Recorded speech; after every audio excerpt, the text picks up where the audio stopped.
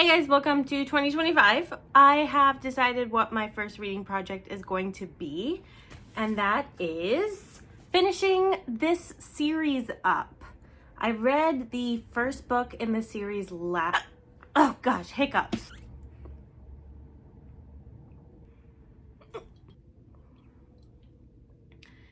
Is it gone? I can feel it like wanting to start again, and this is almost empty.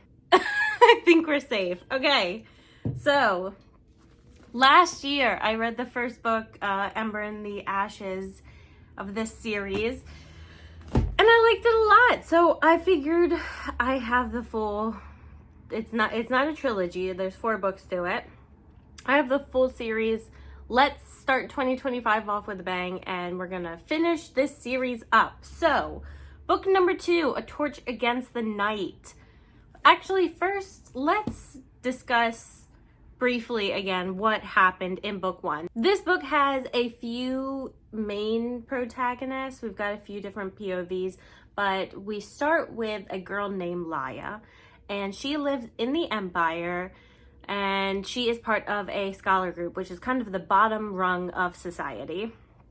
Very poor, doesn't have many rights, pretty much treated like slaves. The kind of higher ups of the Empire can kill whoever they want, kidnap whoever they want, do whatever they want to the scholar group and get away with it. And this is just kind of how life is in the Empire. Laia is an orphan. Her mother and father were actually part of this resistance group looking to take down the Empire. However, they were killed. I can't remember if I think they were betrayed or assassinated in some way. Laia finds out that her brother Darin, I swear that's his name, is doing some sort of sketchy things. He's sneaking around, but he's doing something with the resistance. One day, these masks, which are kind of the Empire's high-trained elite assassins, come to their home and kill Laia and Darin's grandparents and take Darin away. And he tells Laia, "Run!" And she does. And afterwards, she feels really terrible about it, and she feels like she was a coward and she shouldn't have left her brother. But her brother got taken to this prison called Cough, and it is this very secure prison that no one gets in or out of. No one escapes from there without help. Laia ends up finding part of the resistance that's kind of still surviving and begs them for help to get her brother Darin out of prison, out of Cough. And they agree, but they want something from her first. Now, there is this military academy called Blackcliff, and it is where these masks are trained. The woman who runs it is known as the Commandant, and she is this sadistic, violent commander, and they make a deal with Laia that if she will spy on the Commandant, they will help get her brother out of prison. One of the other main characters that we're introduced to is Elias. Elias has been trained his whole life to become a mask. He is about to graduate the academy. His mother is actually the Commandant, and he and Laia meet. Things are not going great for Laia as she is spying on this Commandant. She gets basically tortured several times. Lots of stuff happens. We're introduced to Helene Aquila, which is Elias's best friend. She is one of the few female masks. Her parents or her family is from a very prestigious political family. Lots of things are expected of her. And they are going through these trials in order to graduate and become masks. Now, book 1 was really, really good. I enjoyed book 1 a lot. I think I gave it 4, almost 5 stars. However, I did just finish Torch Against the Night, and I'm not having as good a time as I was hoping or expecting to. It's certainly not bad. I still enjoy quite a lot of the aspects of it, but I did start. I'm 20% of the way through this one. So this, pretty good. This one, I'm just having a few difficulties with. I was kind of hoping that with this series it would just keep getting better and better, but there's just some stuff that I'm not liking quite as much. There is a love triangle. I've mentioned it before, but I am just not crazy about love triangles. For me, they just don't ever work. There's always that one character where you're like, I know they're gonna end up with this one. I know that's the end game.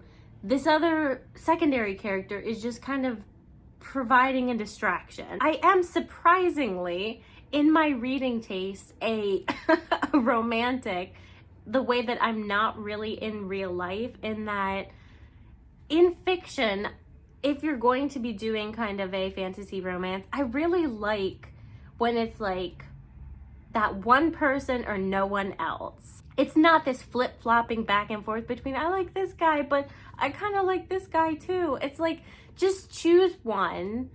Not even choose one, but like have that one person be that kind of mythical soulmate, like maybe not instant connection, not love at first sight, but there's something that this one person will give you that no one else can. I really like that in romance, and with love triangles, you don't typically get that. There is suddenly a ton of supernatural elements that are being introduced, like all at once, and it's just, maybe I haven't been paying attention enough, but a lot of them, it's so unclear where they fit. And like, do the people of this world, do they know that these things exist? Is this common knowledge? It's just not very clear why there are suddenly like these 6 supernatural creatures or elements that there weren't in book 1, that just, they don't feel necessary to the story. And I like some of the supernatural elements. There's just, suddenly there's Jinn, and then it's like they're suddenly becoming a major part of the story, and then there's Ghost, and there's this, what is it? Not a soul catcher. Yeah, there's a soul catcher, and there's like a night bringer, and it's just very unclear to me why why they're there, what they're doing, or who knows about them, or what are their limitations, or yeah, it's just, they seem very foggy, but maybe that will clear up as we go on. I don't know, I'm hopeful. Again, first book, awesome. Second book, pretty good. Third book, I'm struggling a little, but I'm only 20% of the way through, and maybe we're gonna finish with a bang. I do have a Reaper at the Gates on audiobook as well, so I'm going to go on my daily hike. I'm gonna listen to it for an hour or two, and I am optimistic that things are gonna start making sense.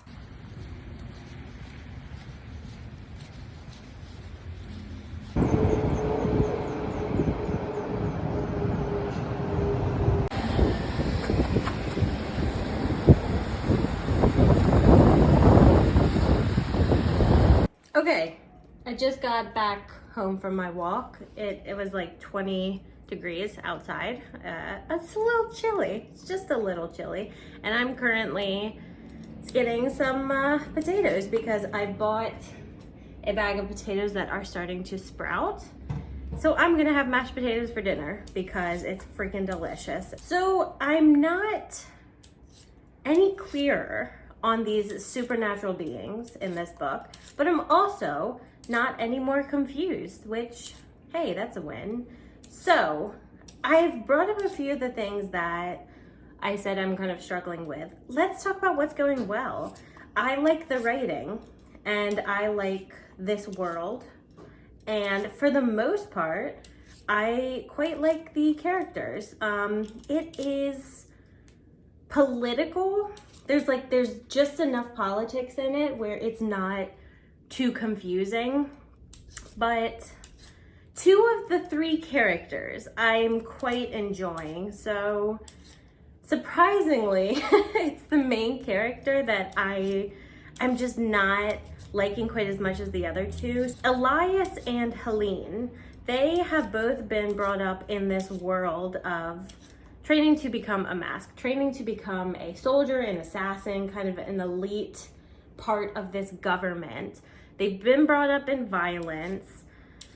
They've been desensitized to a lot of these things. They've been taught to think of these scholars as lesser than. Gosh, this one thing will not, like, don't go that deep. What are you doing? I don't want to peel the half. Alfie, don't eat that potato peel. So especially for Elias, because he does have a romantic, relationship with Laia. I think that's kind of expected. I don't think that's going to surprise anyone. So he has to confront a lot of his old biases and say, is this, what I was raised to believe, is this actually true, or is this kind of brainwashing? For Helene, she also is faced with this new reality. So after the first book, after the trials are completed, there's a new emperor, and the emperor is a boy that she knew, who's also training to become a mask, and things, they didn't have the friendliest relationship. After he is crowned emperor, she actually gets the position of Bloodstrike, which is a freaking awesome name, but it is pretty much, you are only second to the emperor. Helene has a family who, she's got mom and dad, and she's got 2 sisters, and for the most part, it is a loving, there's a lot of love in there, and the emperor knows this, so he has a lot of ammo to use against her. So she is presented with like all this power, but at the same time, she's so limited, because if she makes mistakes, she knows it's going to come back and hurt, not her, but her family. So with Helene and Elias, they both have these internal struggles that really helps complicate their characters and makes them gray and makes them so much more interesting. But with, what's the main girl's name? Laia. I don't know why I just lost her name. But with Laia, she's not a bad character. In the first book, I really like that they didn't make her this like daredevil, I'm gonna, run straight into danger. Like, what set her character out initially is that she abandoned her brother because she was afraid of being killed. And that is a totally, realistic and understandable reaction to have. And she really sets about redeeming herself by putting herself in these really dangerous, terrible situations. And she shows a lot of inner strength. So in the first book, that was great. I love that her character built that way, a very believable way. In the second and third book, there's just not very much growth that I'm seeing with her. She's got this supernatural power, I won't say what it is, but that can be very dangerous and very useful to the resistance or to someone else if she falls into the wrong hand. So she's trying to learn this power, which, okay, fine, that's great. But in other ways, she's mostly just along for the ride. She's more a passive character than the other two, and I think maybe that's why I'm struggling with her just a little bit. Also, some of the other people in this world see her lineage, like her mother was this great leader, and there's so much unrest going on in the country. And she certainly made an impression on her enemies, so a lot of other people who are fighting for freedom see her as, she could be a useful symbol. Okay, I completely agree with that. But she just isn't really doing much. Like, yes, when she gets put into certain situations, she can be brave. I think she's a very realistic character, but I don't think making her this savior of the country, for me, it's just not believable, because she's only really sets herself apart when she is forced to do so. I think what the book may be trying to do with her just might not work for me. But again, I still have like 70% of this book and another book. So that's a lot of time for more character development. So fingers crossed, I hope we get there.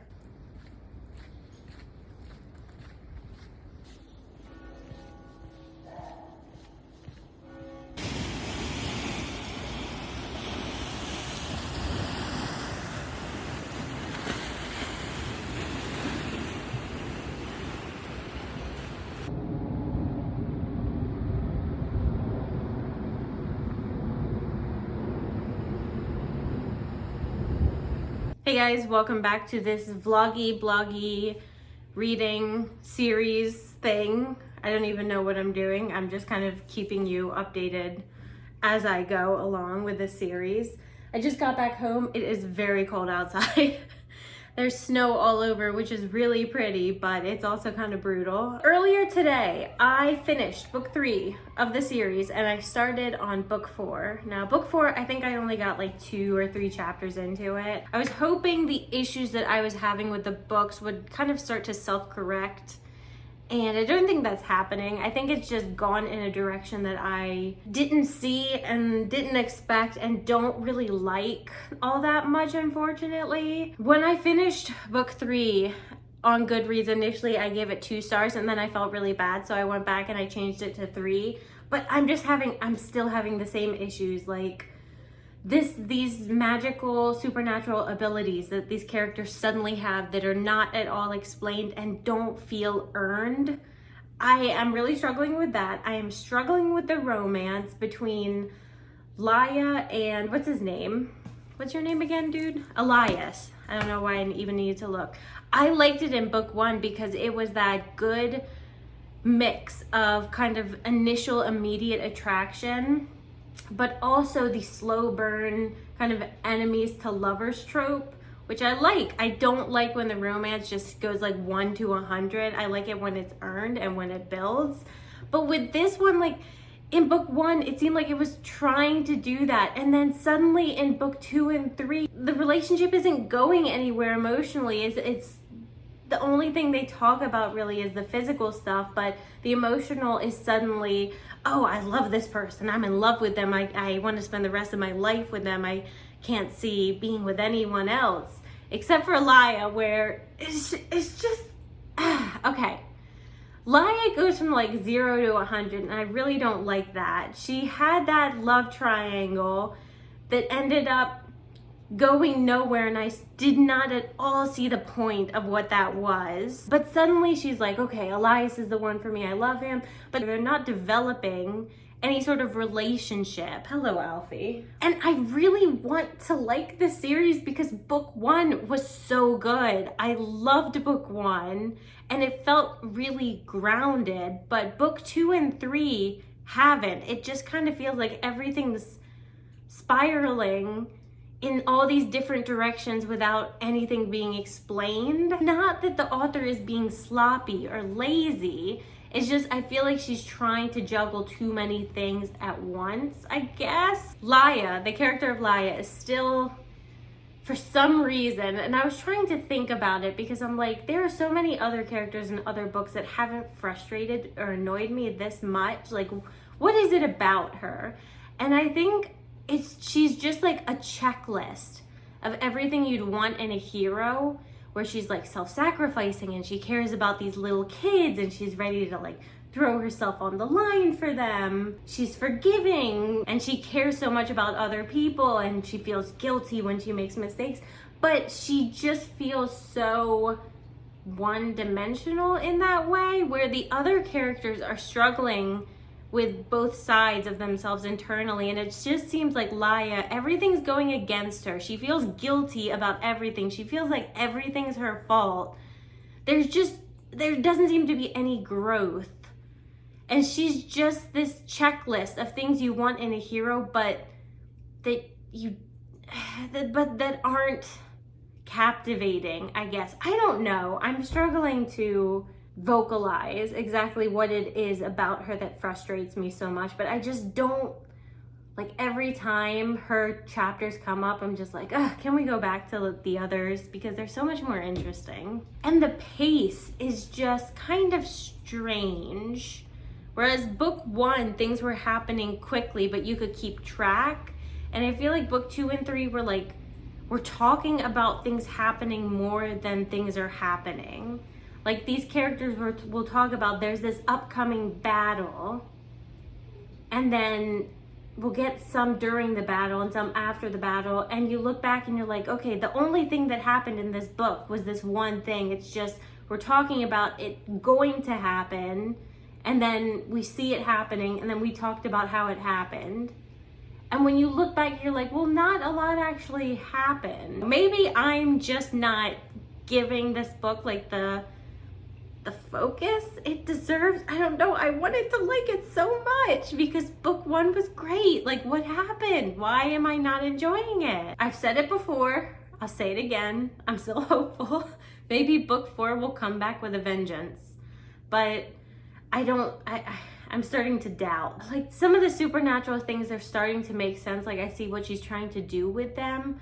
But so much of it just happened so quickly with little to no explanation that I really like those things to feel earned. Like, like when you're going through a video game and your character like levels up or gets this special sword or special ability, I don't know. It's usually because they had to kill like 100 enemies to get that. Whereas this is just like suddenly thrust upon the character and it's like, oh, you get this. Surprise! Book 4. I'm hoping it's a longer one, but I'm hoping to get through it in just a few days because I'm just ready to be done now with the series. Book 1, I will remember you very fondly, but I almost feel like I should have stopped with book 1. But then if I didn't continue, I would have always wondered, well, how did the series end? And at least now I'll know. So there's that. I finished the book, which means I have finished the series. It is all done, no more, and I don't have much new to report. I will say again, most people love this series. I am by far in the minority, but I just didn't end up liking the series. Book 1 was fantastic, but the same things that I complained about in book 2 and 3 were consistent, I think, in book 4. Laya, I still struggled with her. She just almost got like self-righteous in a weird way. For example, there's at this one point where she's like talking to all these warriors, these people who have actual experience in battle and in leading. Someone challenges her in some way and she immediately is like, who are you to talk to me? Like, I've fought against the Nightbringer like 4 times and escaped, and what have you done? But like, there's a very legitimate reason why the Nightbringer hasn't killed her outright, and it's nothing to do with her own skill or merit. There's like a loophole, and I don't want to give it away, but it just felt very, her kind of trying to claim her place as this leader and this warrior felt disproportionate to what she's done. Seeing her try to claim that just felt really off to me. The pacing still just didn't work for me. I felt like we were told things so much more than shown them. And I think that's because the author wanted to fit a lot of time in the books. So she wanted time, like a few months to pass. And that was just communicated oddly for me. And I get that that's like a struggle. Like, you have to think of creative ways to do that, and that can be difficult. I really wanted to see more of these relationships developing, and we're not shown that. Laya still frustrated me to the end with her flip-flopping. The relationship, the romance with Elias, she just goes back and forth such strong emotions so quickly. She's like, I love him.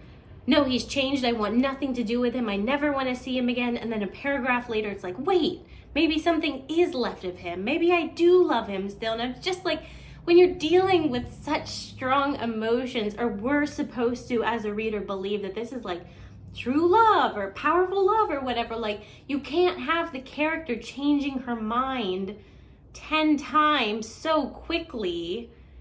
It was just so frustrating, that portion of it. There was a different relationship that was brought in later with Helene that I ended up liking or being so much more invested in than the other 2 major characters. And I don't want to be all negative about this series. Book 1, fantastic, read book 1. But I do want to just vent and give my honest opinion and see if other people felt this way or if I'm just going crazy. But it also felt, the last book, and book 3 as well a bit, felt way more cheesy to me than book 1 did. And I think that's because at this point, I was just kind of tired of a lot of the characters.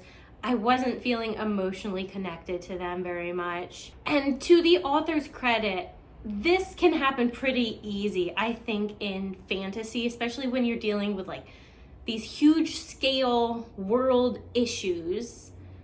When you're trying to tackle something that big and all those huge emotions, it can, some of the lines can lean that way if you are not really invested in the story.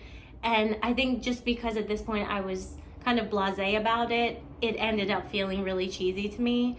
It kind of reminded me a bit of what other people would complain about with Beartown, because I heard a lot of people, I loved that series so much, 5 stars.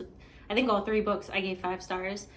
But if I wasn't so invested in those characters, it definitely would have felt cheesy. But because I was, it didn't. And I had the opposite issue with this series. I struggle to feel a lot of the emotional depth that the relationships are supposed to invoke. For example, in the beginning of book 4, 2 of the major characters that were enemies in book 1 are supposed to be just like buddy-buddy. But we're only given like a paragraph or 2, maybe a page or 2 of them together, and then they don't see each other for like 50 chapters. And so the friendship just doesn't feel grounded or believable or realistic or earned in any way, I guess.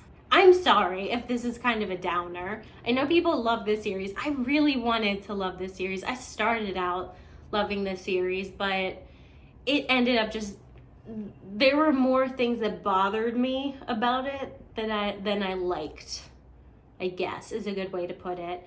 But I think the author is still really good at writing. Was this her first? No. Was this her first series? Sabate here? Yes. Wait, maybe. I don't know. It doesn't say in the back there. I want to say this is her first series, and I know she currently has a new series out. I think only the first book is out. I don't know if it's a series or a duology or what, but maybe that's more my style. I don't know. Those are my thoughts, my long rambling thoughts about this series. I'm glad I'm done. I don't quite know how to express how I feel about it other than the way I've already expressed, so I'm gonna leave it there. If you guys really like this series, I am really happy for you. I am glad. Most people did. I am sad that I couldn't have that same experience, but it's okay. Why is my finger bleeding? My finger's bleeding. Weird. If you guys have stuck through with me to the end, thanks for letting me ramble about it. Let me get all those feelings out. I appreciate it. And I will be back once I choose my next reading project. I'm gonna have to go with 1 book. I need to give myself a little break between this series and the next series, but I'll talk to you guys later. Have a good one. Bye.